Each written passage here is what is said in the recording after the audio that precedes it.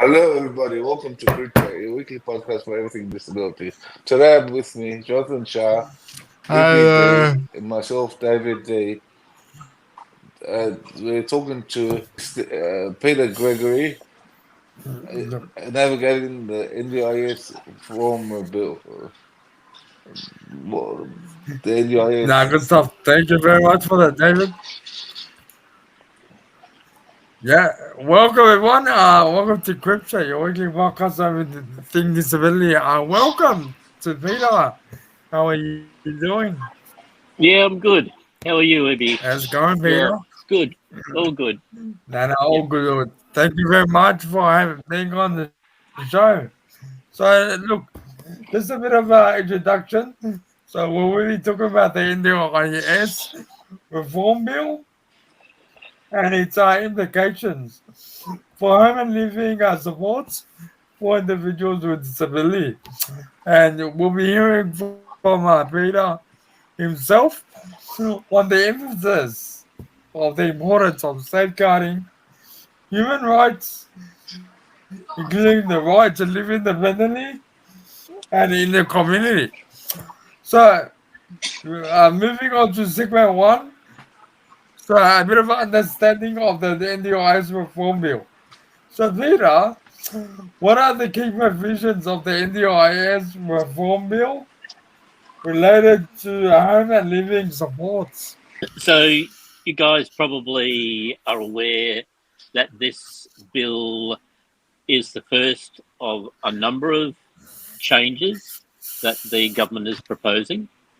And this bill is the first, and it's like the legislation that they want to put in place to lay the foundation for other changes that they want to make.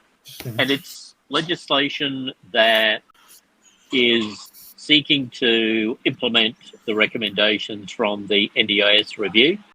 And as you're probably aware, the government and the NDIA haven't yet released any statement about how they're going to respond to the review, but they've gone ahead and developed some legislation. So that's the first issue. That's a bit of a problem. It's like they've jumped the gun, decided that we're going to implement the review, not engaged in the co-design that they promised, and haven't released any response to the NDIS review to say, this is what we think about it, this is how we propose to proceed, and this is how we propose to co-design the solutions. So that's just a kind of broad introduction. And it's very core. Oh, so, yeah, go ahead. Peter, No, I'm just saying, thank you for the brief introduction. Yeah. Peter, Yeah, it David, do you have a sounds like question? they're dictating to us what we need.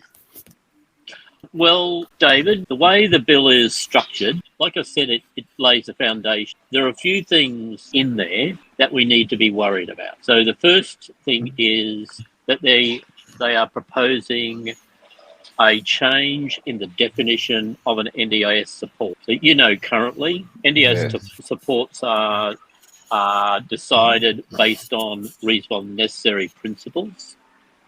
Well, this legislation proposes that they change the definition.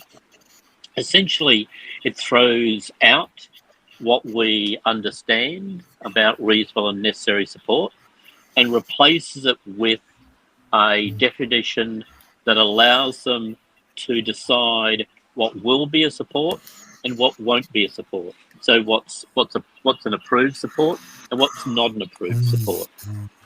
What was very controversial about the NDIS support definition is that in the bill that they put up, they took some words from the United Nations Convention on the Rights of Persons with Disabilities and then said this new definition is in line with the UN CRPD, when it wasn't. And the new definition is very narrow, and as I said before, enables them to say, these are the supports that you can have, and these are the supports that you can't have. So So you that's made it limited. yeah, correct. So, for example, they've said that you won't be able to buy electrical equipment with your NDIS funds. But as you're probably aware, there are many people who find devices like the Thermomix a really good solution because it means that they can prepare meals without having to pay a support worker to come in. So it's just one of those statements that shows that when you try and put boundaries around what you can say as a support and what you can't, you'll always come up with something that's not quite right. So my first point is that the bill talks about this thing called an NDIS support, and it's problematic. Now the second thing is that what they're saying is that everybody will have a needs assessment, and how that needs assessment is established and set up hasn't been decided yet. So this bill says, how about you agree to a needs assessment that doesn't exist yet? Well, that's a bit of a problem. When a government is saying, trust us, we'll do the right thing, and we'll assess your needs using a mechanism that we haven't yet determined. Now they say that needs assessment mechanism will be co-designed with people with disabilities, but I'm personally just a little bit skeptical about that because the bill wasn't co-designed with people with disabilities. You guys weren't involved in the discussion about the bill. So I'm a bit skeptical when people say we'll co-design, but there hasn't been any real evidence of it. So that's the first thing you need to know. This thing called the needs assessment. And then the needs assessment will be used to calculate a budget. And the way in which the budget is calculated hasn't been designed yet either. Okay, the needs assessment mechanism hasn't been designed, and the budget hasn't been designed yet. But so it's practically digging a hole and not knowing how deep you want to dig. That's right. So you're kind of getting the idea there, David. It's like we'll assess you, but we're not going to tell you how we're going to assess you. And remember, that's what they did in independent assessments. We've been through all of this before. And then we'll decide how the budget's going to be calculated on that assessment, but it hasn't been designed yet. Now, within the detail about both of those things, the needs assessment and the budget calculation tool that comes up with the total budget, there are requirements on the minister when the mechanism for designing the needs assessment and the mechanism for designing the budget is done. He has to take into consideration the viability of the scheme. And lots of people say, well, what does that mean? What does it mean when you take into consideration the viability of the scheme? And both of those things combined together lead to the development of what in the bill is called the participant statement of supports. So the needs assessment joined up with the budget becomes the participant statement of supports. Now, here's the cruncher. Because the needs assessment process is a mechanism that is enshrined in legislation. So you kind of get what I mean there. Enshrined it in legislation means it becomes fixed. And because the budget mechanism is also going to be enshrined in legislation. So You it's gonna help the government spend less. correct. And David, neither of those decisions will be reviewable. So you won't be able to say, I disagree with the way in which you put together my needs assessment. Just a sec. Ibby, can you mute? Sorry, yeah, go ahead. You won't be able to say, I disagree. Sorry about that, Peter, go ahead. You won't be able to say, I disagree with the way in which you put together my needs assessment. And you won't be able to say, I disagree with how you've gone about calculating my budget. Yeah. The only decision, no. You know now, if the NDIA makes a decision that you don't agree with, like the number of hours of support, and you think that the hours of support should be higher, you can ask for a review, and if you don't get the answer that you want, you can go to the AAT. With these decisions, you won't be able to get them reviewed. The only thing you can get reviewed is the decision of the CEO of the NDIA to agree to the participant statement of support. That's the only thing. So it's a dictatorship. Well, what it enables them to do, David, is decide what makes up the needs assessment and how the budget is calculated. Now, so I've mentioned two things already. I've mentioned the NDIS supports definition, and I've mentioned the participant statement of supports. That includes the needs assessment and the budget. Now, the third thing that's really important is that the budget allows the minister and the NDIA to decide on classes of participants. So the legislation sets up this thing called a class of participant and a class of funding. So a class of participant could be people with autism, for example, and therefore they could say with these needs assessments that a class of participants with autism would have a needs assessment that looks like this, and a class of participants with cerebral palsy would have a needs assessment like this. And if you remember the old independent assessment days, what they were proposing was that they would set up things they called personas. And the personas were descriptions of different groups of people with disabilities. And to those different groups of people with disabilities, they intended to assign an amount of money that we usually allocate to that group of people.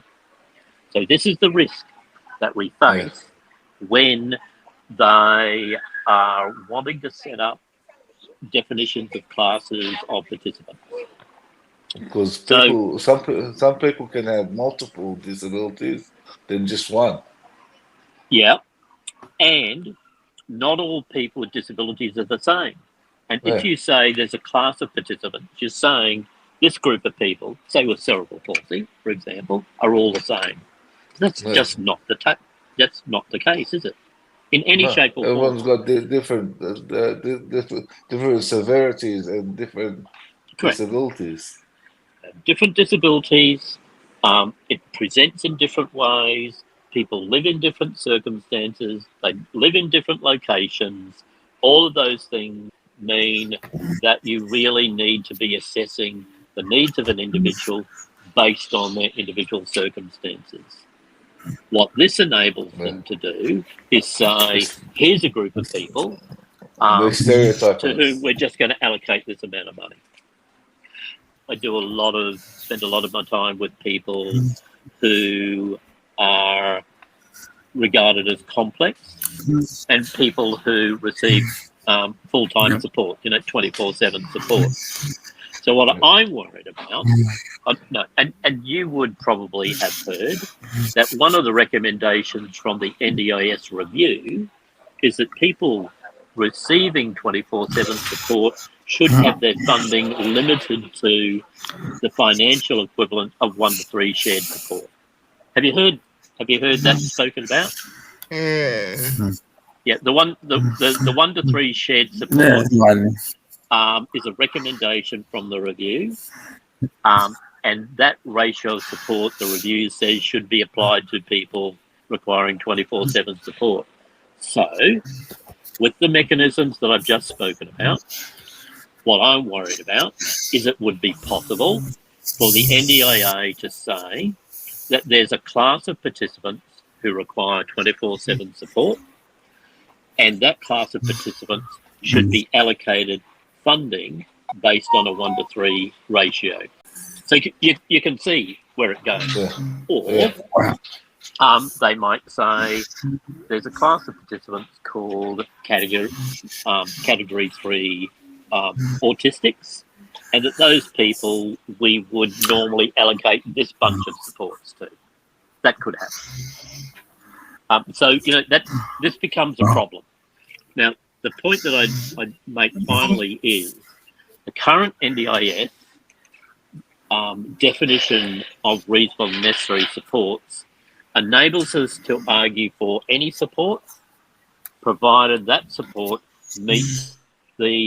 satisfies the principles of reasonable and necessary. And, it needs to be in line with your goals. It needs to be value for money. It needs to be able to demonstrate outcome. It's a support that normally wouldn't be provided, say, by the health system, for example. It's a support that wouldn't normally be provided by informal supports, that sort of stuff. Yeah. So the current definition of reasonable and necessary really enables us to argue, person by person, what is the right support for them.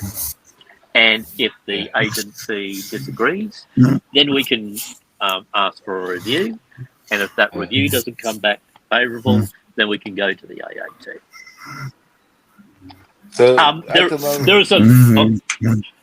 there are some other bits and pieces in there, but maybe I'll just leave it there at the moment, because in relation to home and living, they're kind of the things that are significant.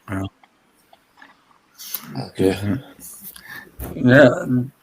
Yeah, thank you. Thank you for that. Thank you. Very insightful. Thank you for sharing that, Peter. We'll move on to our next segment. So, perspectives from the disability community. Peter, can you share personal experiences or stories highlighting the importance of living independently in the community? Well, Ibby, I'm an old guy. I'm an old hippie. I've got a ponytail. So I've been around since the 1970s when we started getting people out of institutions. So, for 50 years, I've been spending my time with people to get them out of, those big institutions, those big horrible things, but also getting them out of group homes and places like that. And you guys will know this yourselves from the lives that you lead.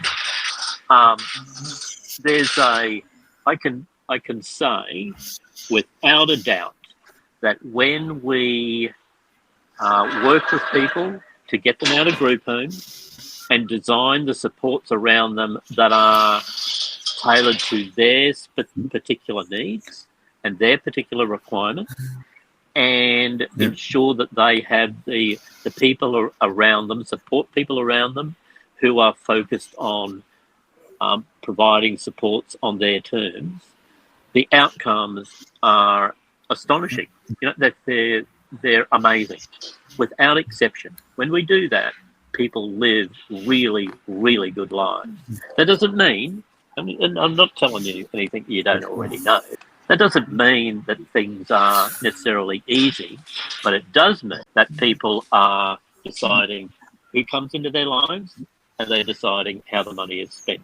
As opposed to when you're in a group home, you're sharing support with other people. Your life revolves around what other people in the group home are doing. Usually, if there's somebody in the group home who's quite disruptive, then your entire life is controlled by the needs of somebody who can get upset. And I'm not saying this because I'm blaming people for getting upset. People express their frustration and annoyance in a whole variety of ways. But what I am saying is when you're forced into group homes, when you're forced to live with other people, your life is not your own. And lots of people want to tell me that that's just not the case.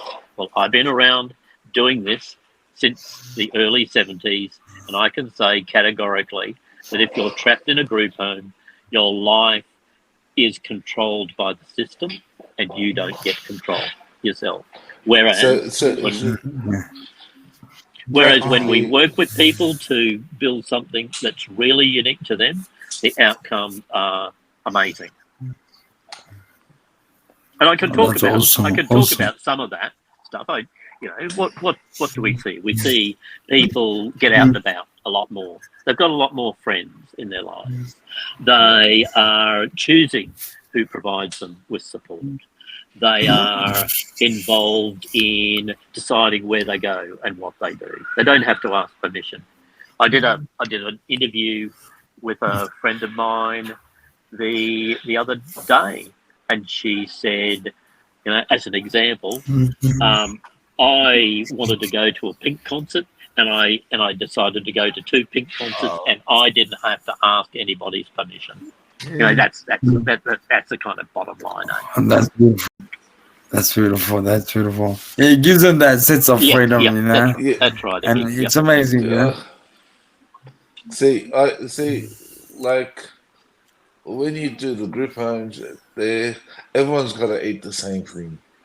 Everyone's got to eat what they choose, not what you choose. Yep. And people will say, "Oh, we can get around that." Exactly. But what I know is that over time, it just defaults to the lowest common denominator. It just goes back to what's easiest for the support workers. And what's the cheapest? What's the cheapest? What's the easiest for people? It's just I can't emphasize enough that in the lives of the people who I spend time with, the people who have something really individual to them, they're living far superior lives. And you can tell, the difference it creates. It's amazing. Yeah, it is. It is. Thank you very much for that, Peter. No problem. Awesome. So we'll now move on to our next segment. Segment 3, assessing human rights implications. And so, Peter, do you believe that the NDIS reform bill... Sorry. Go ahead. Go ahead. Well, I'll finish the question. So I'll read the question, Peter. Do you believe that the NDIS reform bill, as currently proposed, adequately upholds the human rights of individuals with disabilities, particularly in relation to home and living arrangements? No, not at all. Not at all. So, the UN Convention on the Rights of Persons with Disabilities is quite long and involved, but there are some aspects of that bill that are very, very relevant to the home and living framework. And the section of the UN CRPD that people often talk to is Article 19. And Article 19 essentially says, as a person with a disability, you have a right to live where you choose, with who you choose, and to be supported by who you choose. That's the kind of bring it down to the basics. This bill does not guarantee that participants will be able to exercise those rights because of the way in which it has been built. And I'll go back to the examples that I've given. The way in which an NDIS support has been defined will mean that a politician or a bureaucrat will decide what is a support and what isn't a support. A system that you can't challenge will decide what your support needs are, and a mechanism that you can't challenge will decide what the budget is. And the way in which those things are structured could easily mean that there is a definition, for example, that it is appropriate for people requiring 24/7 support to be allocated funding based on a shared support ratio, which really means that the NDIA is saying that those people should be living in group homes. Now, there are people who throw up their arms like this and say, that's not right. We're just talking about funding. But I know as a matter of fact, when you say that somebody's funding is based on shared support, that always, or very nearly always, means that they get pushed into a group home. And when you get pushed into a group home with people who you don't know, with people who you don't choose to live with, it can only lead to one outcome, and it's not pleasant. And I've seen it time and time again. So this bill fundamentally does not guarantee the rights of people with disabilities as they are defined by the Convention on the Rights of People with Disabilities. It'll be chaos that way. There's no choice there. And people hate their lives. It provides real limitations. Now, I just add that last week, or week before, I've lost track of time now, a number of us appeared before the Senate inquiry looking at that's investigating the bill.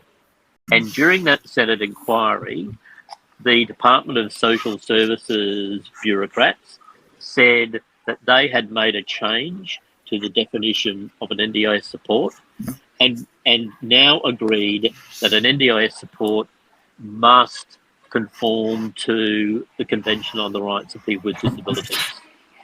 So that sounds good on the surface. Yep, seems as though we're heading in the right direction. However, and we are. It's taking us in the right direction. It's their definition. That's the thing. That's the first thing, David. Spot on. It's how they interpret it. Secondly, it only applies to the supports that they believe, or only applies to the support that they say we're going to approve. That doesn't mean that they are looking at support based on what the people require, looking at all the possibilities, and all those possibilities conforming to the UNCRPD. They're saying when we decide what a support will be, it should conform to the convention. And then what David said is correct.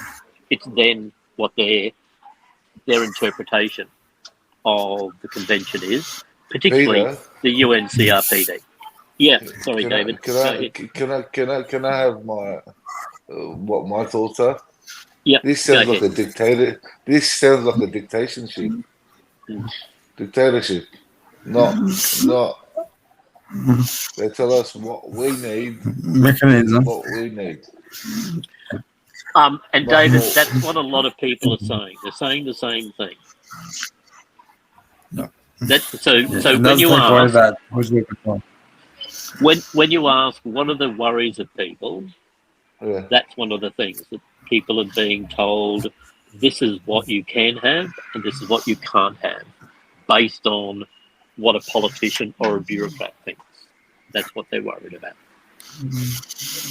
Yeah, and I I agree. We should ask. But thank you for that, Peter.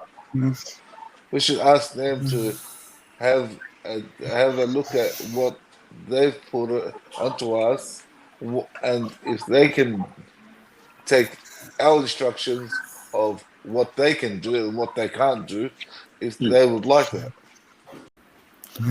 So David, the minister and the NDIA and Department of Social Services have said that any changes will be designed with people with disabilities, but they haven't yet given us an outline of how that design work with people with disabilities will happen.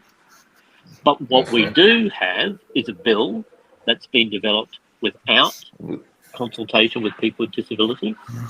We do have an NDIS review that has been developed with we have an NDIS review that has recommendations that haven't been designed with people with disabilities.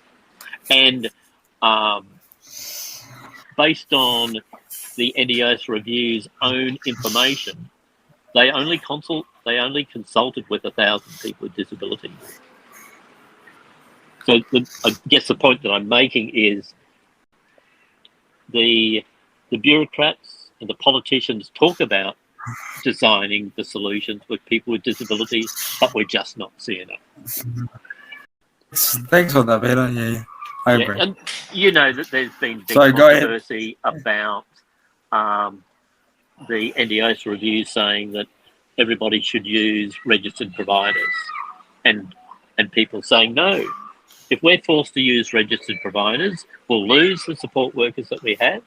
If we're forced to use registered providers, we'll get pushed back into the system that we've tried to escape from. So there's been a lot of argy-bargy about that recommendation.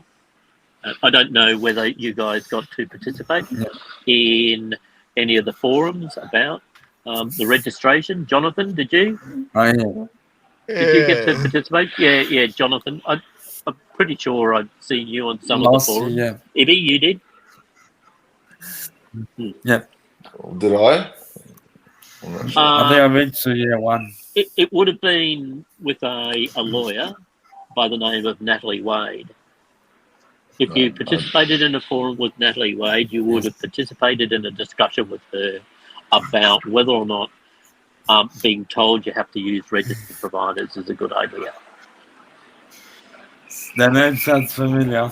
No, but yeah, thank you for that. No problem.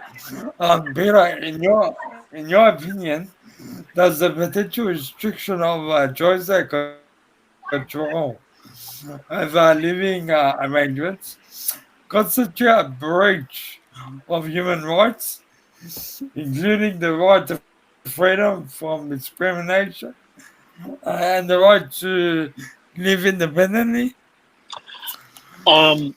I think this bill lays the foundation for the NDIA to significantly impact the rights of people with disabilities, because I said right at the beginning, it's like the first bill. It's like the foundation upon which they can build other things. Peter, it sounds like it's restricting us. Yes, I believe that this bill limits the opportunities for people to get the full range of supports that they require to live the life that they want, and, including the principle of choice and control, and leading to opportunities for social and economic participation. Okay, Peter, do you think they did this so they can limit the people that can apply for the NDIS? If you look at how this bill is constructed, one of the conclusions that you can reach is that the intention of this bill is to reduce the cost of the NDIS by reducing the number of people who can access the scheme and to reduce the value of people's plans. That's one of the conclusions that you can come to. Now, they say that they're introducing this because it provides more flexibility. They're introducing this because it makes the definition of access more straightforward. However, when they're talking about flexibility, what they're actually talking about is you being able to take your personal budget and use it to pay for your in-home supports, your community participation supports, and your therapy supports out of one bucket of money. However, they are going to decide which of those supports you can have and which you can't. If you require 24/7 support, the support associated with your in-home supports won't be flexible. It'll be controlled. It's called a stated support, which means it's controlled. So the idea of flexibility isn't as accurate as what we would be led to believe. That's what they say. They say it gives more flexibility. It makes it clearer who can apply for the scheme and who can't. So forth. Okay. And David, the reason why I say it has the potential to infringe fundamental human rights is that when you line up this bill with the Convention on the Rights of People with Disabilities, you can see easily, I think, from my perspective, you can see easily that a number of the articles that underpin the Convention on the Rights of People with Disabilities can be limited or impacted by this bill and any subsequent bills that come out of it.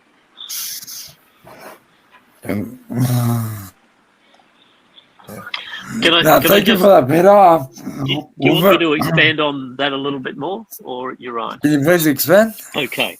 So you know, don't you, that when we talk about home and living, it includes the support, the direct support that you receive in home, the personal care that you receive. That's one bit. It also includes home modification. It also includes short-term accommodation, or what used to be called respite. It also includes medium-term accommodation for people who need accommodation if they're transitioning from hospital, for example, and it includes specialist disability accommodation. Now, when we look at all of those, the way in which this bill is structured and what could follow from this bill could mean that not only are there limitations about how you can purchase your personal care supports, they could also control short-term accommodation and what is acceptable for short-term accommodation and what isn't.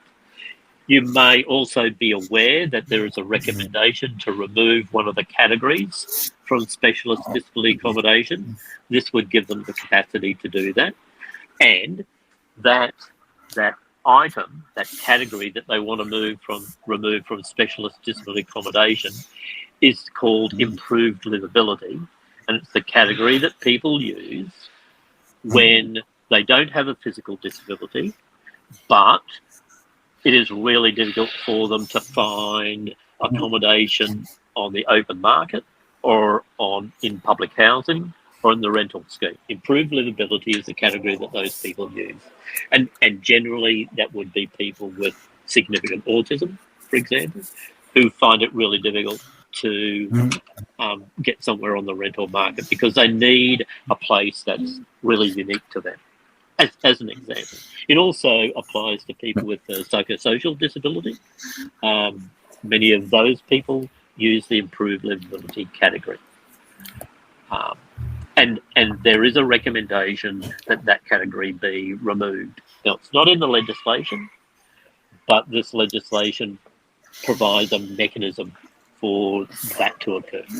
No, cool, interesting. Thank you, Peter. We'll move on to our next segment, so segment 4, and we'll talk about legal and advocacy perspectives So, Peter, from a legal standpoint, what are the implications of the NDIS reform bill for the human rights of individuals with disabilities? So, especially concerning institutionalization and community living. I think when the lawyers talk about this bill, they say that it's got problems. They say that the way in which it's structured means that it could be challenged. That the laws that it creates are laws that could be challenged as not appropriate or acceptable. And in particular, people are worried about the definition of an NDIS support. Now, I'm not a lawyer, so I can't speak to the law to a significant degree. But what I do know is that some of the practices of the NDIA, like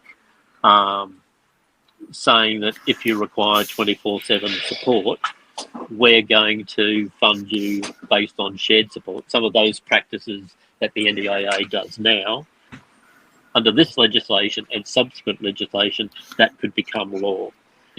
And if that becomes law, then that is definitely an infringement on our understanding of United Nations Convention on the Rights of Persons with Disabilities. Yeah.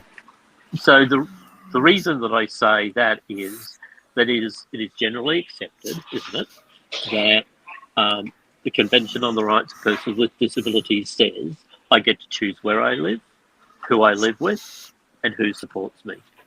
If you have a law that says, no, we're going to decide that your funding is based on shared support, and therefore the only option that you have in practical terms is to live in a co-tenancy, then that's an infringement of that convention.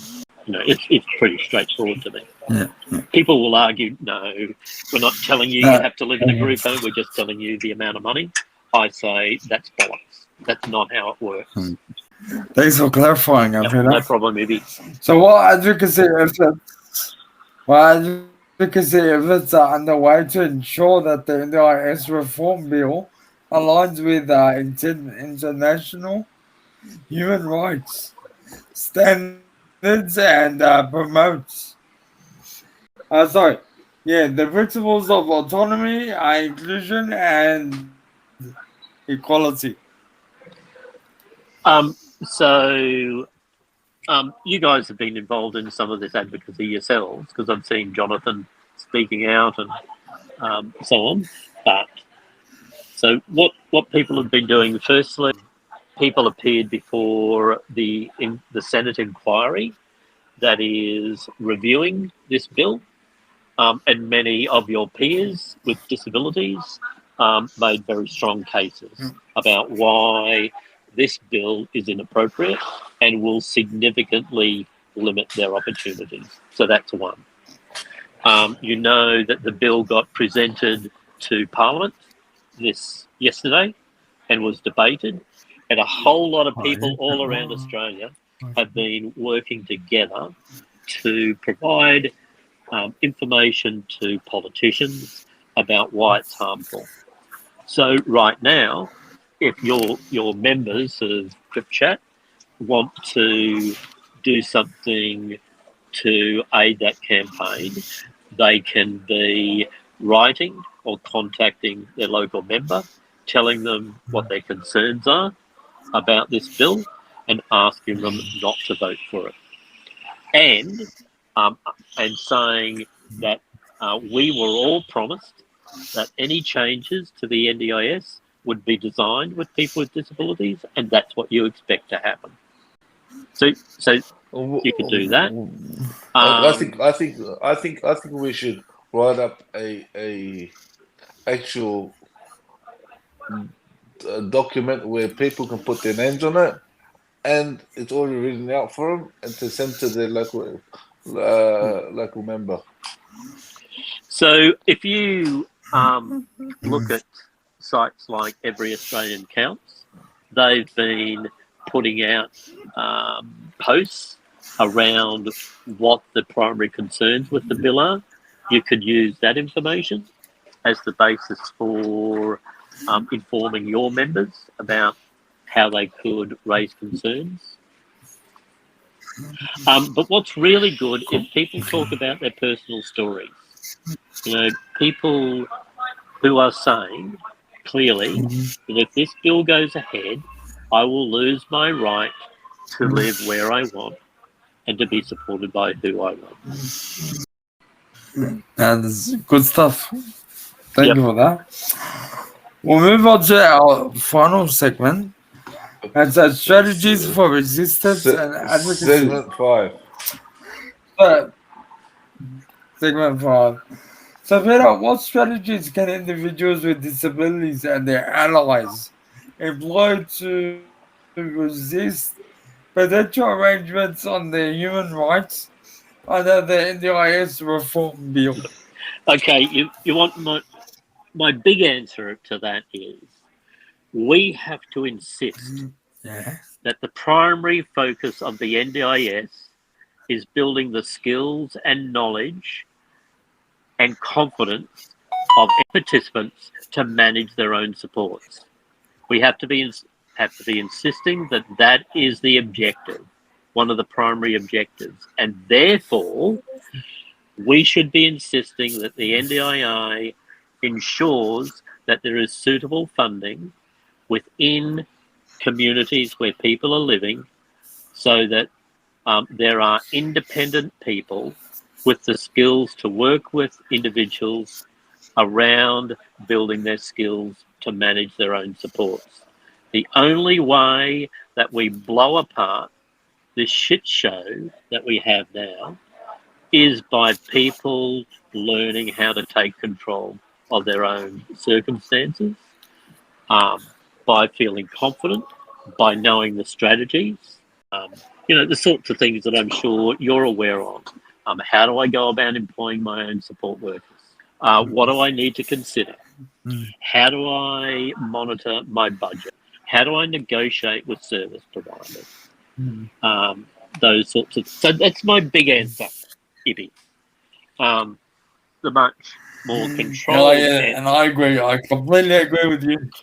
My more controlled answer is that if we are really focused on building momentum around people learning how to manage their own supports, then each and every one of us can take that as a personal challenge. And when we come in contact with people who are struggling, when we're coming in contact with people who are trapped and saying, I hate being where I'm at, we should be able to say, this is what I've done, or this is what my friends have done. I can help you get some of that knowledge. And cool. You guys and your members will know it's those things that I just said before. How do I employ staff? How do I know what's the right thing to charge? How do I take control of my own money? That's my big answer. Yeah, it's all about the lived experience. Yeah. That's good. Thank you for that. I mean, it's all about the lived experience and encouraging people to advocate on their own. Yeah. Like through the peers, through the peer support that's happening around them. But some people can't do that by themselves. Yeah, so that's why they need other people around who've done it before, who are in their community, who are independent, who aren't being bought off by big service providers, who are able to give them practical support. The big thing, right? I told you I've been doing this for a long time. The big thing that works is you just get alongside people in their lounge room, listen to their story and say, this is the bit. This is the bit that I can help you with. And I know that as soon as people start to learn how to engage their own support workers, for example, even if it's just for a few hours a week, they realise just how freeing it is to be able to decide who your support worker is and not be told who your support worker is. That stuff's really liberating for people who've been stuck in institutional group-owned settings. Yeah, Well said, Peter. I couldn't agree more. yeah, we can't agree more. Final question, thank you, David. How can grassroots advocacy, community organizing, and engagement with policymakers be utilized to uphold the rights of individuals with disabilities in the context of our own and living supports? Okay, first thing is nothing about us without us. And I'm shouting that loud and clear and saying, you don't get to Yes. decide what happens in our lives, Mr. Politician and Mr. Bureaucrat, Yeah. unless we're there and you're discussing it with us. And to keep on saying that over and over again. So the nothing about us without us applies as much today as it did back in the 70s and 80s when I didn't have grey hair. And then right now, we've been promised that any changes to the scheme will be designed with people with disabilities. And we have to be saying, we expect you to do that. And if you don't do it, we will make a big noise about it. And by co-design, I mean that everybody, including those people who usually don't get a voice, the people who can't talk, the people who use communication devices so that their voice doesn't get heard. I think those people need to be involved alongside their peers, because I know that when you do that, you get a really different perspective about what disability support should look like. So I think that's really important right now, to be insisting on the co-design work. Yeah. And I guess my final comment would be that insisting that any support that the NDIA is putting in place must conform to the Convention on the Rights of Persons with Disabilities. And as I think David pointed out before, we need to be clear about what the interpretation of those articles in the convention is, so that they don't get bastardized and distorted to the way that they. Thank you very much for that, Peter. I guess, look, thank you very much for, sharing your insight and fleshing out the NDIS reform bill So, and its so implications it has on, people with disabilities. in conclusion, what do you recommend us to do to get this fully not gone through? Can we reverse it? I think right now, if you can encourage your members to be communicating to the minister, communicating to their local politicians, that you have big concerns about this bill, Yeah. and telling that from your personal perspective. Right now, as we're debating the bill, that's one of the most constructive things you can do, because the bill is still before Parliament. There's still more debate in the House of Representatives. If it gets through the House of Representatives, it will go to the Senate, and we need those senators to hear loud and clear that this bill is no good, and it needs to be withdrawn, and any replacement needs to be co-designed with people with disabilities. Okay, so members of Parliament, here we come.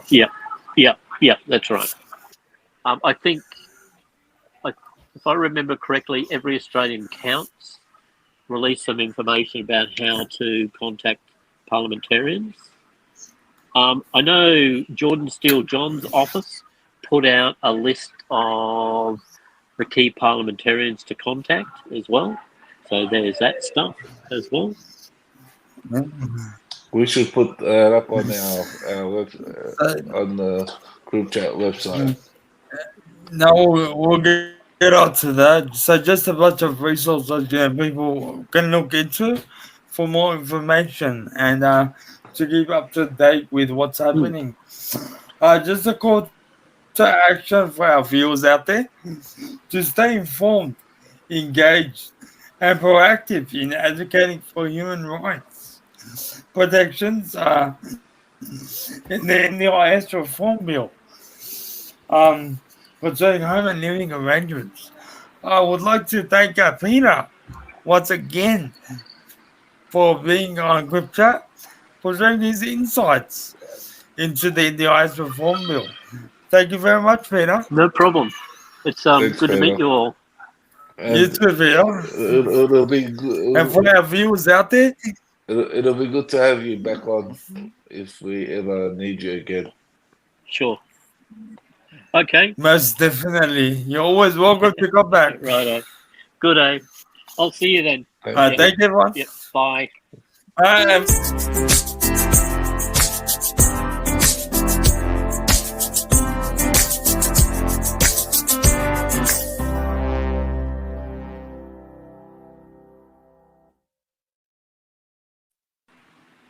Goodbye for now.